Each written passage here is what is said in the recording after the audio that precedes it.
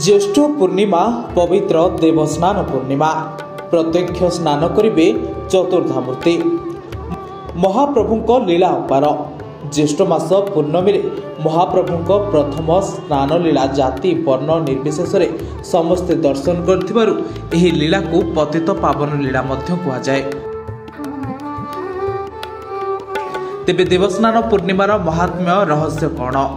महाप्रभुंक आविर्भाव पर ज्येष्ठ पूर्णिमार तांको स्नान होइथिबारु एही स्नान यात्रा को आद्य लीला कहा जाए।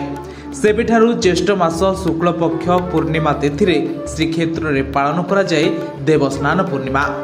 वर्ष सारा मंत्र स्नान रे स्नान हेतुबा चतुर्थामूर्ति वर्ष को थरे प्रत्यक्ष स्नान करी भक्त को आगरे करिथांति लीला।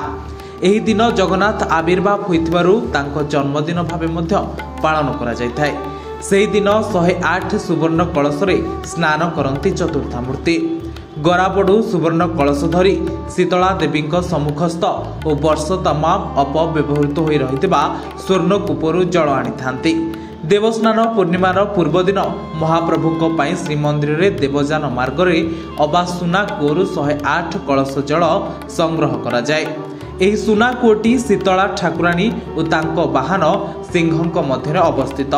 स्नान जल अभिमंत्रित हेउथबा बेले स्नान काल रे तांत्रिक विधि रे 13टी पदार्थ मिश्रण करा जाए। अभिमंत्रित होइथिबा जल रे 108 कलश रे अष्टबंध, कृष्ण अगरु, उसिर, गोरजना, देवदारु, मुथा, हरिताल, बाहाडा, आमलकी, संचिष्टा, ताम्रपर्णी, सोमपर्णी और लोधा मिश्रित करा जाए। सही गंधयुक्त अभिमंत्रित जल रे दारु ब्रह्म श्रीजीव मानकु 108 गरा जल रे स्नान करा जाए। एही जल को 35 गरा जगन्नाथ को, 33 गरा बलभद्र को, 22 गरा सुभद्रा को और 18 गरा सुदर्शन को स्नान करा जाए। तापरे एही चतुर्धा मूर्ति स्नान पूर्णिमा ठारू नेत्रोत्सव पर्यंत दीर्घ 15 दिन धरी ज्वर रे पड़ी थांती।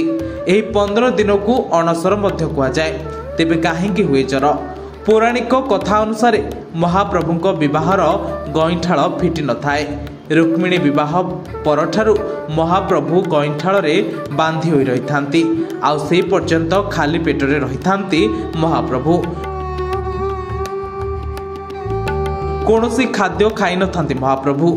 आउ खाली पेटरे रही गाधोइबा द्वारा महाप्रभु को होइथाय ज्वर। आउ ज्वर रे थिबा समय रे भक्तों को दर्शन देई न थांती महाप्रभु। पट्टी मूर्ति स्थापन करा जाए। एही समय रे भक्त माने निकटस्थ ब्रह्मगिरी पूजित हेतुबा अलारनाथ को दर्शन करिथांती। आउ ज्वर रे पड़िथिबा चतुर्था मूर्ति को भल करबा पाए बहु सेवा शुश्रूषा करिथांती सेवक माने। आउ महाप्रभु सुस्थ होला परे बाहरंती भक्तों सह मिलन पाई जहाकु कुहा जाए श्री गुंडीचा। ब्यूरो रिपोर्ट उत्कल प्रतिदिन।